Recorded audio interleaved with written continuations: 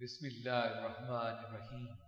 شروع اللہ کے نام سے جو سب پر مہربان بہت مہربان ہے۔ اے چادر میں لپٹنے والے، رات کا تھوڑا حصہ چھوڑ کر باقی رات میں عبادت کے لیے کھڑے ہو جایا کرو۔ رات کا آدھا حصہ یا آدھے سے کچھ کم کر لو یا اس سے کچھ زیادہ کر لو اور قرآن کی تلاوت اطمینان سے صاف صاف کیا کرو۔ ہم تم پر ایک بھاری کلام نازل کرنے والے ہیں۔ بے شک رات کے وقت اٹھنا ہی ایسا عمل ہے جس سے نفس اچھی طرح کچلا جاتا ہے اور بات بھی بہتر طریقے پر کہی جاتی ہے۔ دن میں تم لمبی مصروفیات میں رواں دواں رہتے ہو اور اپنے پروردگار کے نام کا ذکر کرو اور سب سے الگ ہو کر پورے کے پورے اسی کے ہو رہو۔ وہ مشرق و مغرب کا مالک ہے، اس کے سوا کوئی معبود نہیں، اسی لیے اسی کو کارساز بنا لو۔ جو باتیں یہ کافر لوگ کہتے ہیں ان پر صبر سے کام لو اور خوبصورتی کے ساتھ ان سے کنارہ کر لو۔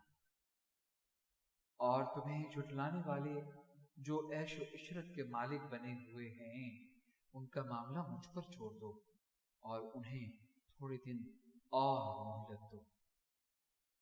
یقین جانو ہمارے پاس بڑی سخت بیڑیاں ہیں اور دہکتی ہوئی آگ ہے اور گلے میں پھنس جانے والا کھانا ہے اور دکھ دینے والا عذاب ہے۔ اس دن جب زمین اور پہاڑ لرز اٹھیں گے اور سارے پہاڑ ریت کے بکھرے ہوئے تودے بن کر رہ جائیں گے۔ جھٹلانے والوں، یقین جانو ہم نے تمہارے پاس تم پر گواہ بننے والا ایک رسول اسی طرح بھیجا ہے جیسے ہم نے فرعون کے پاس ایک رسول بھیجا تھا۔ پھر فرعون نے رسول کا کہنا نہیں مانا تو ہم نے اسے ایسی پکڑ میں لے لیا جو اس کے لیے زبردست وبال تھی۔ اگر تم بھی نہ مانے تو پھر اس دن سے کیسے بچو گے جو بچوں کو بوڑھا بنا دے گا اور جس سے آسمان پھٹ پڑے گا۔ اللہ کے وعدے کو تو پورا ہو کر رہنا ہے۔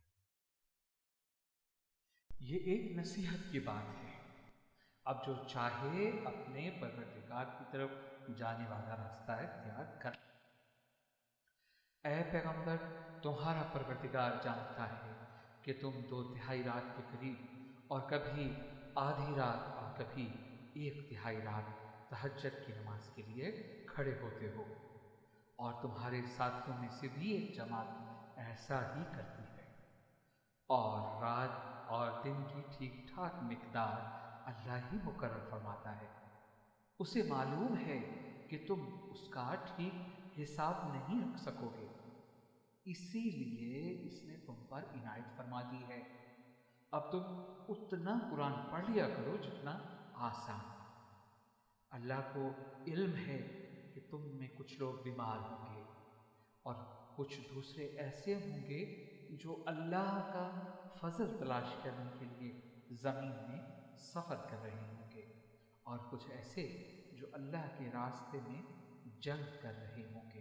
لہذا تم اس قرآن میں سے اتنا ہی پڑھ لیا کرو جتنا آسان ہو، اور نماز قائم کرو اور زکوٰۃ ادا کرو اور اللہ کو قرض دو، اچھا والا قرض، اور تم اپنے آپ کے لیے جو بھلائی بھی آگے بھیجو گے اسے اللہ کے پاس جا کر اس طرح پاؤ گے کہ وہ کہیں بہتر حالت میں اور بڑے زبردست ثواب کی شکل میں موجود ہے۔